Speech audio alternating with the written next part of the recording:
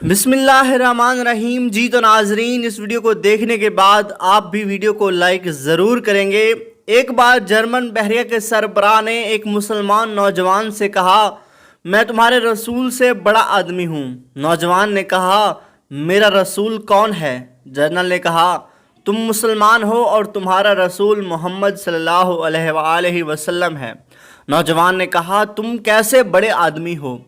General ने कहा, मेरे एक हुक्म पर ये 20,000 फौजी जो तुम्हारे सामने हैं 10 मिनट के अंदर सफ़े बस्ता हो जाते हैं।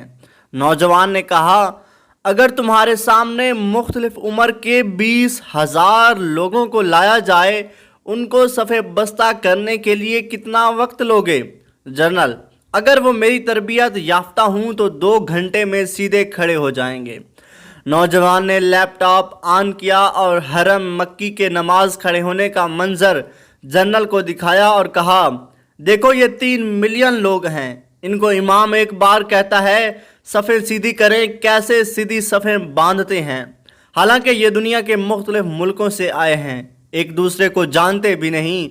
इनकी उम्रें भी मुख्तलिफ हैं, मर्द भी हैं, ख़वातीन भी, बच्चे और बूढ़े भी, माजूर और मरीज़ भी, मगर एक आवाज़ पर 1 मिनट में कैसे सफ़ बस्ता होते हैं। यह है मेरे रसूल सल्लल्लाहु अलैहि वसल्लम की तालीमात और तरबियत का नतीजा।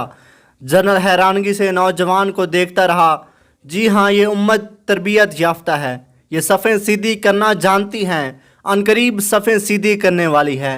मगर एक नारा मस्ताना की ज़रूरत है, एक खलीफा राशिद का इंतज़ार, एक और उम्र की राह देख रही है। और हर 100 साल में इस उम्मत में एक अजीम हस्ती ज़रूर पैदा होती है।